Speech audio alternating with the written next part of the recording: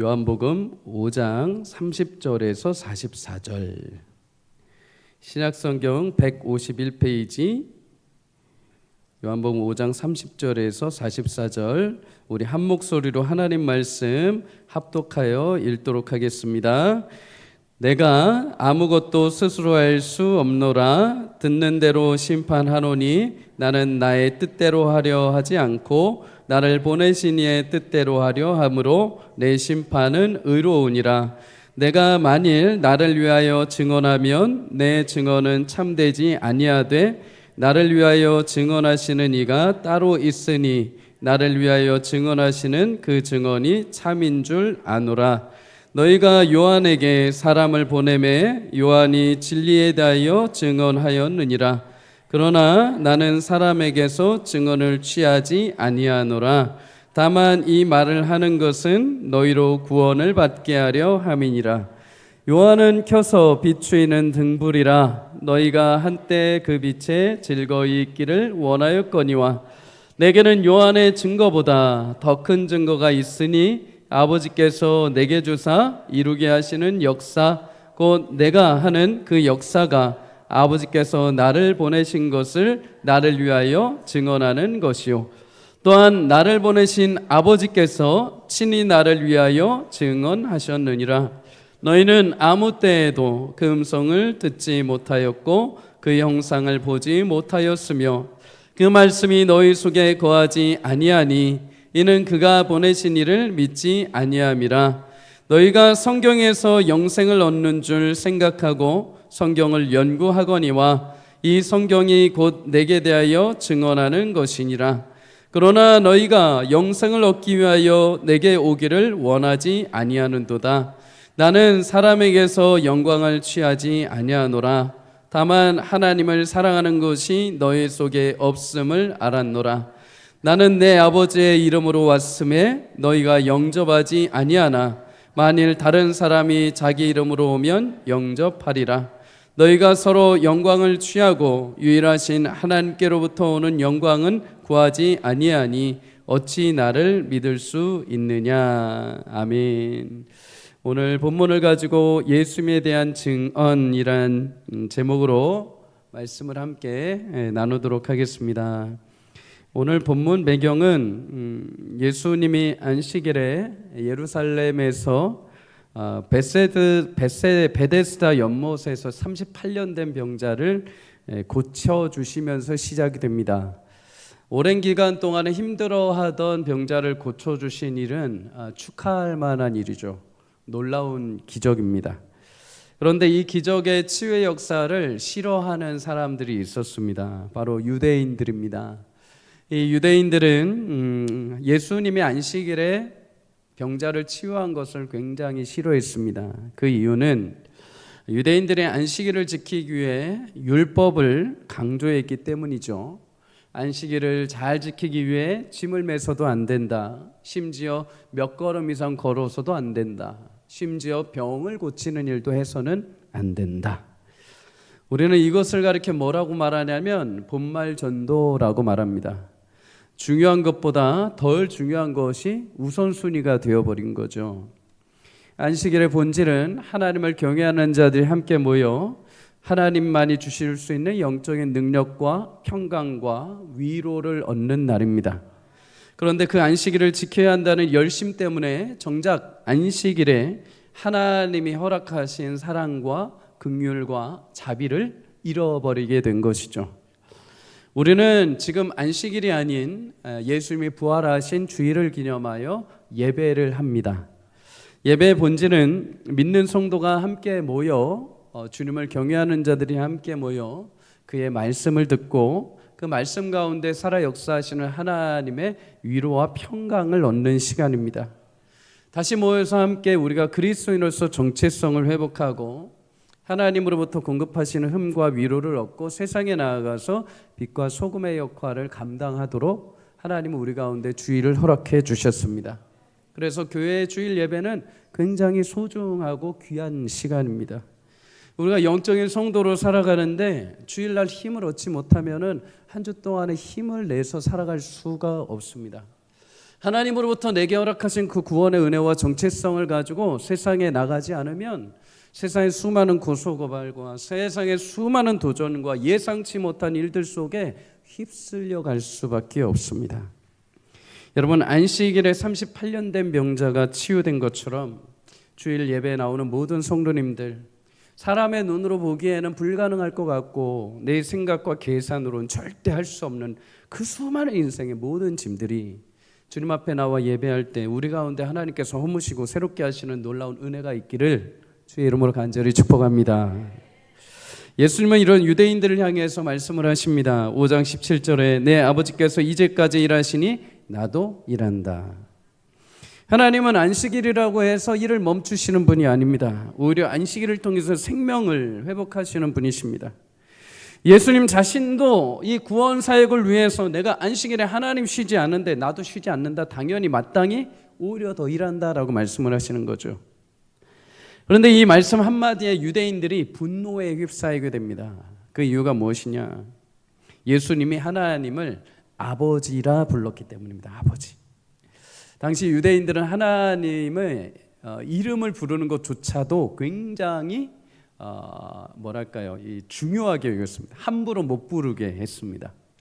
하나님의 이름은 너무 영적이고 전능하시고 위대하셔서 그 이름을 함부로 부르지 못하게 한 것. 근데 그 하나님을 예수님이 하나님이라고 쉽게 말하고 거기에 더해서 아버지라고까지 이야기를 했습니다. 유대인 문화에서 아버지와 아들은 동등된 자격을 가지고 있습니다. 그렇다면 예수님이 하나님 아버지라고 말한 것은 내가 하나님과 동등되다라고 이렇게 표현을 하신 거죠. 이 일로 인해서 유대인들이 분노를 합니다. 그래서 나중에 예수님 십자가에 못 박을 때도 죄명 중에 하나가 뭐냐면 신성모독죄로 고발을 한 것이죠. 그런데 우리는 성경을 통해서 알고 있습니다. 여러분, 예수님은 하나님과 동등된 분이심을 믿으시기를 축복합니다. 하나님이 행하시는 일이 예수님이 행하시는 일이요, 예수님이 행하시는 일이 곧 하나님이 행하시는 일입니다. 우리는 예수님을 통해서만 하나님을 볼 수 있습니다. 하나님이 나를 어떻게 생각하실까? 하나님이 나를 향해 어떤 마음을 가지고 계실까라고 알고 싶다면 우리는 예수님을 보면 됩니다. 예수님의 그 위로와 사랑과 자비, 죄에 대해서 죄인들을 향해서 옆에 오셔서 식사를 하시며 그들을 회복하시는 그 예수님의 마음, 예수님을 통해서 우리는 하나님을 알게 되는 거죠.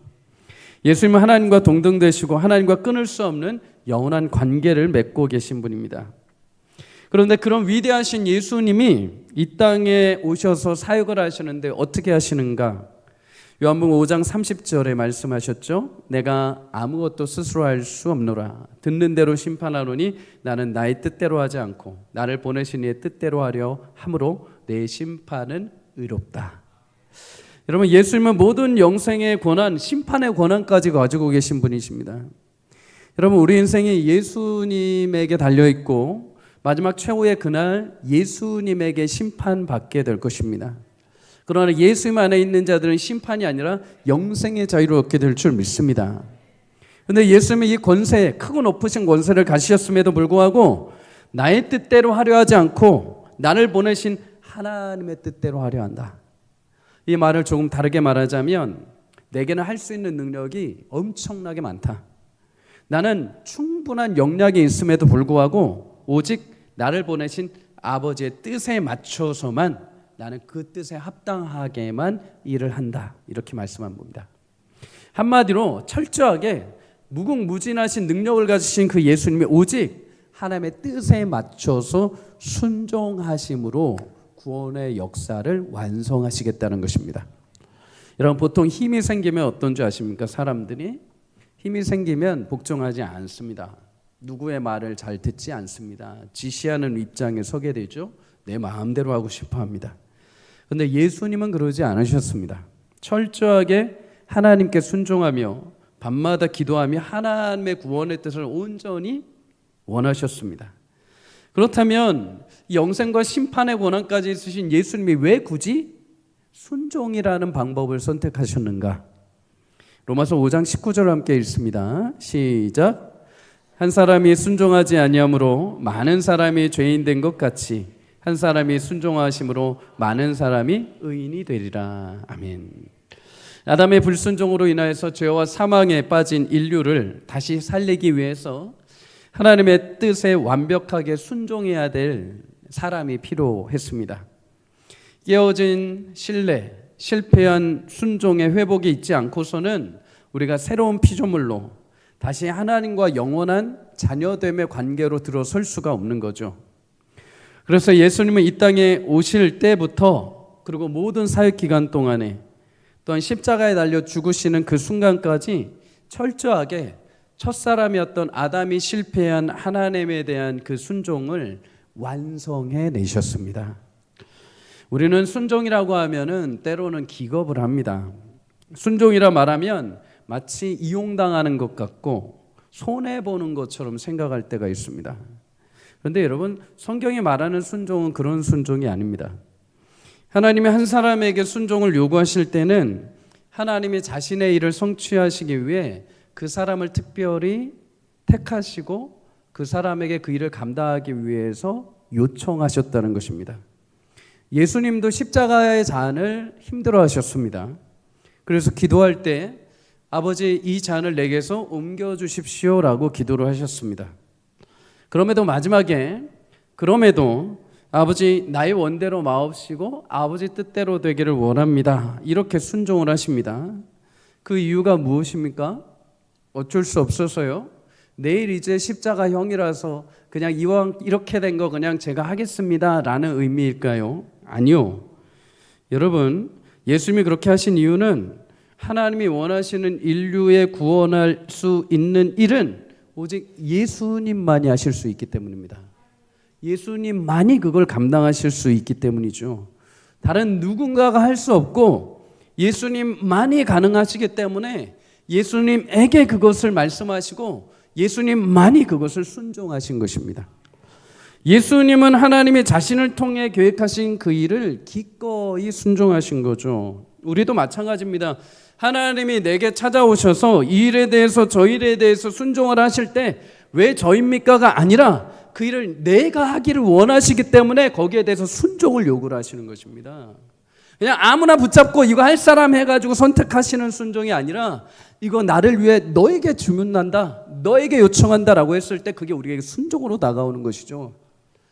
근데 요즘에는 순종을 요구할 때 그냥 막무가내로 교회가 나를 이용하려 하고 나의 에너지를 쓰려 하는 것 같고 나의 시간을 투자하게 만드는 것처럼 세상의 방법과 논리가 들어와가지고 우리를 오해시킵니다. 사랑하는 여러분, 하나님은 아무에게나 순종을 요구하지 않으십니다.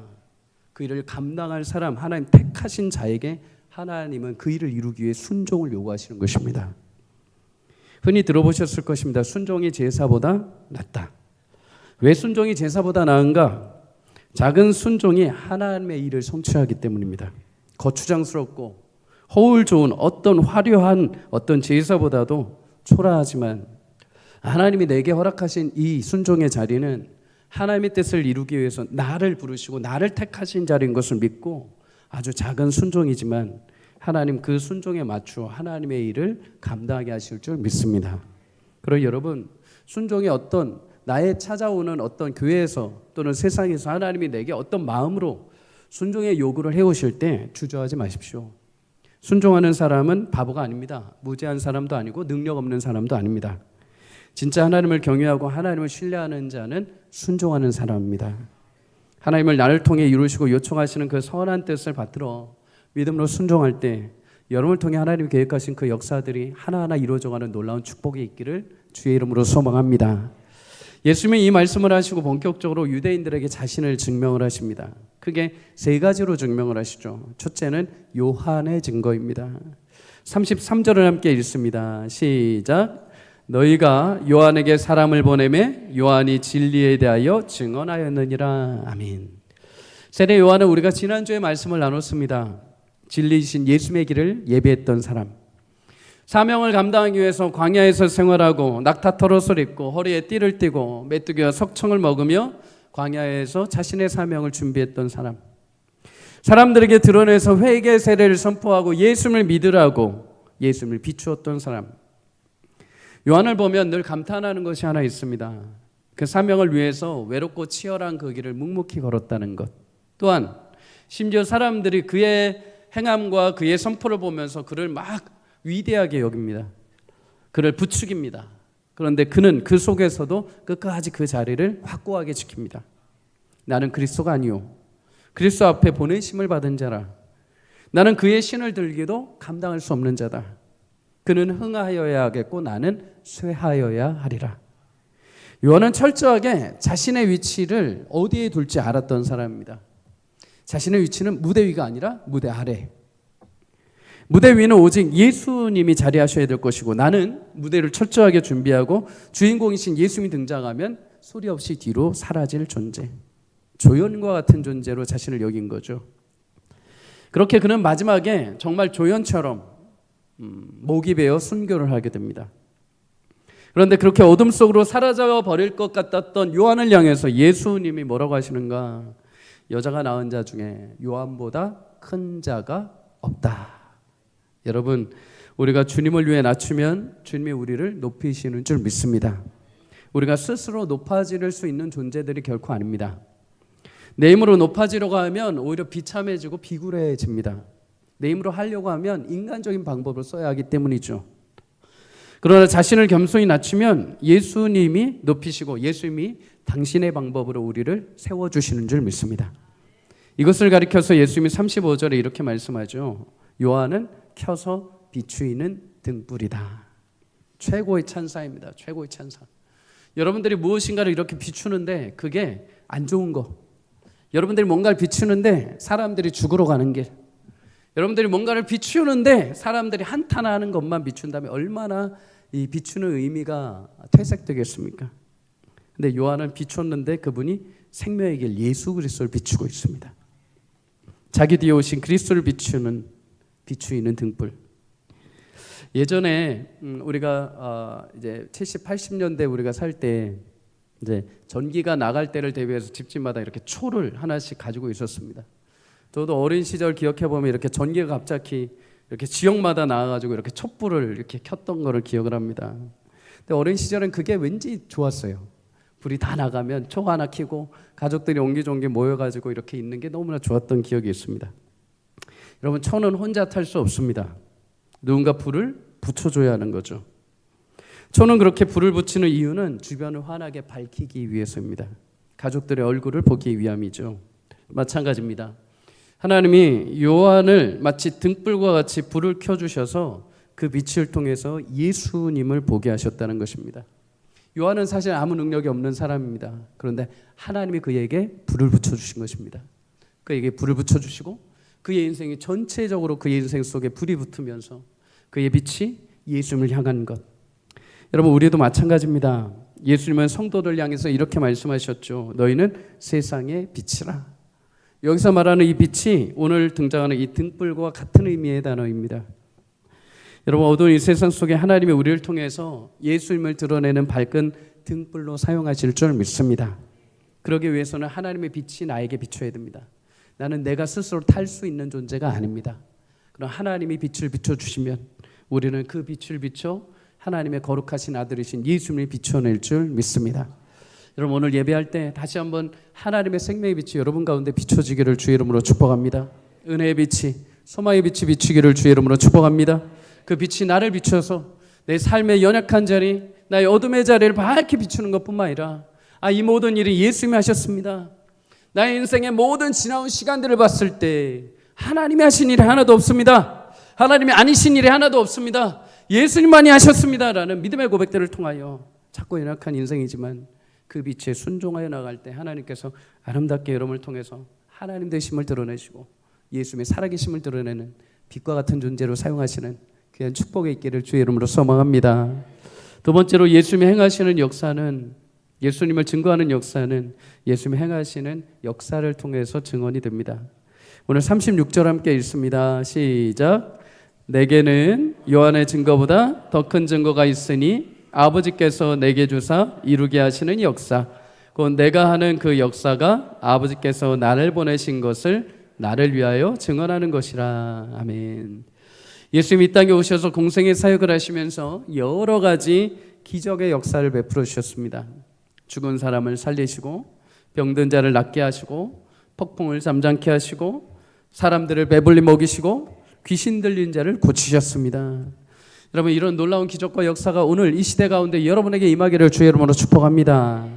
그 놀라운 일들은 유일하게 하실 수 있었던 이유는 전능하신 하나님 아들이시기 때문입니다. 하나님과 동등된 분이시요, 그 능력은 오직 전능하신 분만이 가지고 계신 실제적인 능력이죠. 예수님은 성경에서 이런 기적의 역사를 행하실 때 믿음을 요구하시기도 했지만, 반대로 아무런 요청도 하지 않았는데도 불구하고 먼저 찾아오셔서 기적을 베푸신 일도 많습니다.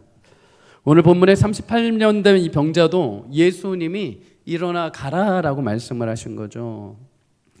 여러분, 예수님의 기적의 역사는 우리가 예수님을 더 잘 믿을 수 있도록 보여주시는 하나님의 선물됨을 여러분 기억할 수 있기를 바랍니다. 인생에서 우리는 여러 기적의 역사를 경험하고 싶어 합니다. 그래서 우리가 기도하는 것도, 우리가 신앙생활하는 것도 사실 예수님을 믿고 기뻐하면서 신앙생활 하지만, 사실 그 내면에 보면 하나님이 나에게 이런 기적, 이런 역사를 이루어주길 바라면서 신앙생활하는 것이 꽤 많이 있습니다. 하나님이 여러분에게 그런 놀라운 역사를 허락해 주시기를 축복합니다. 그런데 여러분, 기적의 역사를 내가 체험할 때 여러분 기억해야 하는 것이 있습니다. 아까 말씀드린 것처럼 하나님이 우리에게 기적을 베풀어 주신 것은 단순히 그냥 어떤 현상을 보여주시는 것이 아니라 그 일을 통해서 예수님이 누구이신지를 알려주시는 것입니다. 하나님, 나의 연약한 믿음을 보시고 굳세게 하시기 위해서 은혜를 베풀어 주시기 위해 기적을 베풀어 주십니다. 그래서 그 기적을 통해서 우리를 더 믿게 하시는 거죠. 그래서 우리는 기적의 역사를 경험할 때 두 가지를 기억해야 됩니다. 첫째는, 여러분, 기적은 우리를 구원에 이르게 하는 것이 아닙니다. 구원을 이루시는 예수님을 보게 만드는 것입니다. 내가 힘들고 낙심되고 믿음이 흔들리고 어려워질 때, 우리가 신앙이 잘 좋다가도 때로는 육신이 안약해지고, 때로는 내가 예상치 못한 직장의 일들, 사업장의 일들, 가정의 일들이 탁 찾아오면 흔들리게 되어 있습니다. 흔들릴 수밖에 없습니다. 그게 불완전한 죄인인 우리의 속성인 것이죠. 근데 그때 하나님께서 우리 가운데 어떤 이들은 믿음에 그래도 견고하여서 주님 그래도 하실 줄 믿습니다 하고서 견고하게 잘 이기시는 분들이 있지만, 이제 막 신앙생활을 하신 분들 같은 경우에는 흔들려 버립니다. 시험에 들어버립니다. 하나님, 제가 그렇게 신앙생활했는데 이게 뭡니까 하면서 막 흔들어 버리는 거죠. 그런데 하나님은 그들의 연약한 믿음을 아시고 기적을 베풀어 주십니다. 내가 기도한 것도 있지만 내가 전혀 예상치 못한 방법으로 하나님 도우시고 역사하십니다. 그래서 여러분, 그 기적이 일어났을 때 그 기적을 통해서 하나님이 나의 연약한 믿음을 살리시고 나를 붙들어 주신다는 사실을 기억해야 됩니다. 그게 내 자랑거리로 끝나는 것이 아니라 하나님이 나를 위로하시기 위해, 나는 부족하고 연약해서 이 시련 가운데 흘러내려갈 수밖에 없는데 하나님 나를 끄집어서 흔들리지 말라고 하나님이 극단적인 역사로 나를 붙들어 주신 사건. 여러분, 그래서 은혜의 기적을 체험할 때마다 그 기적으로 끝나지 말고 더 주님을 믿을 수 있는 은혜가 있기를 주의 이름으로 축복합니다. 두 번째는, 여러분, 초자연적인 기적뿐만 아니라 구원받은 나의 일상이 기적임을 기억할 수 있기를 주의 이름으로 축복합니다. 하나님은 믿음이 부족한 자들로 위로하시고 연약한 자들을 세우시기 위해서 급박하고 초자연적인 기적을 허락하십니다. 그런데 그러지 않으실 때도 있습니다. 기적을 바라지만 잠잠하실 때가 있습니다. 그런데 그렇다 하여서 하나님이 나를 사랑하지 않으시나? 하나님 나를 돌보지 않으시나? 라고 오해하지 마십시오. 오히려 예수님 요한복음 20장 29절에 보면은 보지 못하고 믿는 자들이 복되도다 이렇게 말씀합니다. 눈으로 기적을 체험하고 연약한 믿음에 있던 사람이 예수님을 믿는 것도 복되지만, 그 기적을 보지 않고도 예수님 말씀을 신뢰하고 믿는 것이 가장 큰 복이라는 것입니다. 왜요? 사람들은 보고 믿지만 내가 보지 않고 믿는 믿음은 그 자체가 내가 할 수 있는 게 아니라 하나님이 주신 믿음의 선물이 내 안에 있기 때문입니다. 사람들은 봐야 믿는데 나는 보지 않고도 믿는다는 것은 이게 가장 큰 하나님의 나를 향한 기적인 줄 믿습니다. 여러분, 오늘 하루를 살아있는 것도, 어제 내가 아무 사고가 없었던 것도, 나의 자녀들이 멀쩡하게 집에 돌아온 것도 모두 하나님의 귀한 역사요 기적임을 기억할 수 있기를 바랍니다. 내가 이렇게 교회 나와서 섬길 수 있고, 내가 교회 나와서 자유롭게 찬양할 수 있고 예배할 수 있는 것도 하나님의 기적입니다. 건강한 두 다리로 걷고 내가 웃을 수 있고 이야기할 수 있고 먹을 수 있고 내 몸과 내 손이 의지대로 움직일 수 있는 것 자체가 하나님의 큰 역사인 줄 믿습니다. 그리고 가장 큰 놀라운 기적은 예수님이 나를 위해 이 땅에 오셔서 죽으시고 부활하셨다는 것. 가장 놀라운 기적입니다. 내가 뭐라고요? 여러분이 뭐라고요? 여러분 중에 예수님 오실 만한 자격이 있는 사람이 있습니까? 저라고 예수님 오실 만한 자격이 있는 자입니까? 아니요, 아무도 없습니다. 그런데 나 하나를 위해서 그 높고 크신 영광과 영생과 심판의 능력을 가지신 그 주님이 나를 위해 이 땅에 오셨다는 것. 오신 것뿐만 아니라 나를 위해 내 죄를 자신이 짊어지시고 대신 나를 위해 죽으시고 자신의 의와 영광을 내게 베풀어 주신 것. 그것이 내 인생의 가장 큰 놀라운 기적인 줄 믿습니다. 그래서 우리 성도의 일상은 늘 하나님의 기적의 연속입니다. 모든 것이 하나님의 사랑이고 하나님의 연속이고 하나님의 섭리이고 온전케 하시는 하나님의 이끄심입니다. 여러분, 하나님 베푸신 이 작은 일에 감격과 기쁨이 있기를 주의 이름으로 소망합니다. 너무 큰 기적만.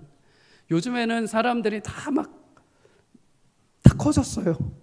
뭐 이런 기적만 있어야 하나님이 일하시는 것 같고, 앞에 나와서 뭔가 멋지게 와 하나님 이렇게 하셔서 살아계십니다 이래야 뭔가 좀 폼나고 하나님 나와 함께 하시는 거 자랑하는 것 같고 하는데, 조금 실패하고 연약하고 부족하고 낭망할 일이 있음에도 불구하고, 그럼에도 주님이 저 사랑하고 그럼에도 저 주님께서 나를 위해 구원하셨습니다라는 이 놀라운 진짜 기적의 역사는 우리가 사랑하지 못할 때가 너무 많습니다. 사랑하는 여러분, 여러분을 위해서 예수님이 이 땅에 오신 줄 믿습니다. 죽으시고 부활하신 것, 여러분 이미 기적을 살고 계시는 분이십니다. 이 기적의 놀라운 역사와 감격과 기쁨이 여러분 삶에 찾아오는 수많은 어려운 수많은 일들 속에 비할 수 없는 영광이 될 줄 믿습니다. 이 귀하신 예수님의 사랑과 나를 위해 오신 주님의 은혜를 붙들고 세상의 수많은 일들 속에서 담대하게 주님이 승리케 하시는 은혜가 있기를 주의 이름으로 소망합니다. 마지막으로 예수님이 자신을 증명하신 방법이 한 가지 더 있습니다. 그것은 바로 성경입니다. 하나님 말씀 39절을 함께 읽습니다. 시작. 너희가 성경에서 영생을 5장이죠. 예, 미안합니다. 5장 39절 우리 성도님들 함께 읽습니다. 시작. 너희가 성경에서 영생을 얻는 줄 생각하고 성경을 연구하거니와 이 성경이 곧 내게 대하여 증언하는 것이니라. 아멘. 여러분, 유대인들은 분명 하나님 말씀을, 이 성경을 귀하게 여겼습니다. 당시의 성경은 모세오경, 구약에 있는 내용이죠. 그들이 성경을 매일 읽고 연구했습니다. 이것을 예수님도 인정해 주셨습니다. 유대인들은 솔로몬 성전 파괴 이후에 성전 의식과 희생 제사를 드리지 못하게 되자 이들이 스스로 열심을 냅니다. 회당을 짓고 회당에서 하나님의 말씀 모세오경을 열심히 연구해 가지고 자신들이 그 율법에 따라 살기를 바라고 많은 사람들을 가르쳤죠. 지금 우리가 성경을 연구는 하지만 어쩌면 그 당시에 했던 유대인들의 연구와 노력에 비하면 사실 죄송하지만 10분의 1도 되지 않을 것입니다. 그렇게 열심히 연구한 이유가 무엇인가? 그 안에 영생이 있는 줄 알고 연구했다. 여기까지 들으면 큰 잘못이 없어 보입니다. 그런데 왜 이들은 성경을 영생 얻는 줄 알고 연구를 했는데 왜 예수님이 이들에 대해서 질타를 하셨는가? 쉽게 표현해 보자면 이런 거죠. 여러분, 불교의 법전도 어떻게 보면 윤회 사상이긴 하지만 내가 열심히 더 노력하고 수천 번 더 좋은 일을 해서 내가 몇 억 년 동안의 윤회를 거쳐서 더 좋은 인간으로 태어나기 위한 노력입니다. 아십니까? 내가 이 땅에서 올해 열심히 한 해 동안 이 생애에서 열심히 착하게 선을 베풀고 살아야 다음에 조금 더 높은 단계의 인간으로 다시 태어날 수 있는 거죠. 윤회할 수 있는 겁니다. 여러분, 세상의 모든 종교의 공통점은 더 다음에 좋은 날을 위해서, 더 다음에 내가 더 고급스러운 위치에 서기 위한 자신의 수행과 노력이 들어가 있습니다. 자신이 노력해서, 자신이 열심히 뭔가를 빌어서, 자신이 뭔가 선한 일을 많이 해서 다음 생애에 또는 그 다음에 있을 어떤 기회에 더 좋은 차원의 위치에 설 수 있도록 자신의 노력을 투과하는 거죠. 그런데 여러분, 기독교는 다르죠. 우리는 나의 노력과 수고를 통해서 영생에 이르는 비법을 찾는 것이 아닙니다. 기독교의 핵심은 오직 예수 그리스도이십니다. 쉽게 말해서 우리는 예수님을 통해서 영생을 보는 거죠. 근데 당시 유대인들은 성경을 통해서, 율법을 통해서 영생을 얻는 방법을 찾았습니다. 그냥 불경을 외우고 참선을 해서 열심히 인간적인 노력으로 득도를 하고 다음 생애에 좋은 자리에 위치해 서는 것처럼 그냥 성경을 하나의 도구로 여긴 것입니다. 이 말씀을 읽고 내가 준행함으로 내가 영생을 얻을 수 있다. 그래서 로마서 10장 2절에 4절은 이렇게 증언을 합니다. 내가 증거하노니 저희가 하나님께 열심히 있으나 지식을 쫓은 것이 아니라 하나님의 의를 모르고 자기 의를 세우려고 힘써 하나님의 의를 복종하지 아니하였느니라. 그리스도는 모든 믿는 자에게 의를 이루기 위하여 율법의 마침이 되시니라. 예수님이 우리가 원했던 그 율법을 통한 그 구원의 길을 향한 예수님이 마침내 우리에게 목적지가 되시는데, 이들은 율법을 통해서 다이렉트로 영생을 얻으려고 자신을 수고하고 노력해버린 거죠. 유대인은 분명 하나님에 대한 열심이 있었습니다. 그런데 그 열심을 보고 하나님의 구원의 방법에 관한 바른 지식으로 출발하지 않았습니다. 하나님의 의가 예수를 통해서 믿음으로 내게 임한다는 것을 생각하지 않고 자신들의 의와 노력으로 영생을 이룰 수 있는 방법으로 성경을 연구했기에 예수님이 거기에 대해서 질타를 하신 거죠. 요즘에도 그런 생각을 하는 사람들이 있습니다. 예수님을 잘 알지 못하는 사람들은 성경이 인생의 어떤 한 좋은 격언이 담겨 있는 책으로 여깁니다. 어떤 사람들은 이 성경을 왜 읽습니까? 라고 했을 때 마음이 편해져서요, 마음이 위로를 얻어서요, 이렇게 얘기를 하시는 분도 있습니다. 최근에 어떤 분을 보니까 어떤 직장에 다니시는 분입니다.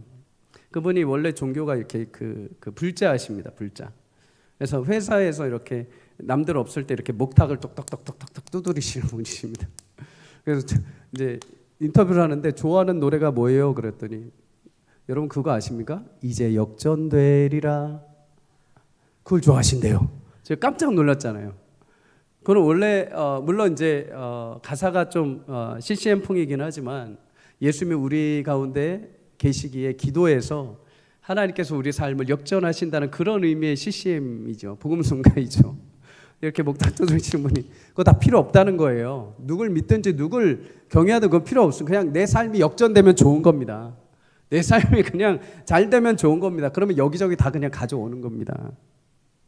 여러분, 성경을 그렇게 보시는 분들이 있습니다. 그냥 내가 그냥 어려우니까, 힘드니까 그냥 좋은 위로의 말, 그냥 세상 살아가는 어떤 지혜의 말, 또는 유대인들의 어떤 역사책으로 생각하시는 분들이 있습니다. 근데 성경을 읽어보신 분은 아시겠지만 성경은 하나님이 우리에게 주신 살아계신 말씀이요, 동시에 구약에서부터 신약까지 성경은 딱 한 분만을 가리킵니다. 예수 그리스도이십니다. 창세기에 보면은 아담과 하와가 사단의 유혹에 넘어가서 죄를 범하고 하나님과 함께 있던 에덴 동산에서 쫓겨날 때 하나님이 이런 최초의 복음을 선포하십니다. 창세기 3장 15절에 함께 읽습니다. 시작. 내가 너로 여자와 원수가 되게 하시고 내 후손도 여자의 후손과 원수가 되게 하리니 여자의 후손은 내 머리를 상하게 할 것이요 너는 그의 발꿈치를 상하게 할 것이라 하시고. 아멘. 이 말씀은 하나님이 최초의 복음을 선포하신 것입니다. 사단에게 말씀하시죠. 너로 여자와 원수가 되게 할 것이다. 다시 말해 사단이 이기고 승리할, 사단에게 이기고 승리할 구원자 메시아를 여자의 후손으로 태어나게 하실 거라는 것입니다. 그 너 사단은 그 여자의 후손 곧 예수의 발꿈치를 상하게 할 것이다. 다시 말해 십자가로 향하게 하여서 너는 그에게 죽음을 주겠지만은 여자의 후손인 예수는 너의 머리를 상하게 할 것이다.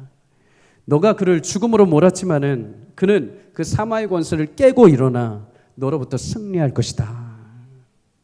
여러분, 이 말씀의 선포 이후부터 하나님이 무슨 일을 행하시냐면 그 약속하신 예수님이 태어나시기까지 계속해서 인생들을 부르시고 이루어 가시는 역사를 보여주십니다. 아브라함을 부르신 것, 아브라함의 개인의 어떤 입신양명을 위한 것이 결코 아닙니다. 하나님은 그 구원의 계획을 이루시기 위해서 아브라함부터 시작을 하십니다. 아브라함 한 사람을 통해서, 그를 통해서 그의 후손을 약속을 하신 이유가 그것이죠. 아브라함의 왜 그의 아내의 첩이었던 하갈에게서 이스마엘을 태어나게 하지 말았어야 되는 이유가 무엇입니까? 하나님은 아브라함을 통해서 그의 혈통 가운데 이삭을 통해서, 요셉을 통해서, 모세를 통해서, 다윗을 통해서 그 혈통을 이어가게 하시려고 했던 것이죠. 구약에 보면 여러 족보들이 나옵니다. 왕들의 이야기들이 나옵니다. 혈통들의 이야기들이 나옵니다.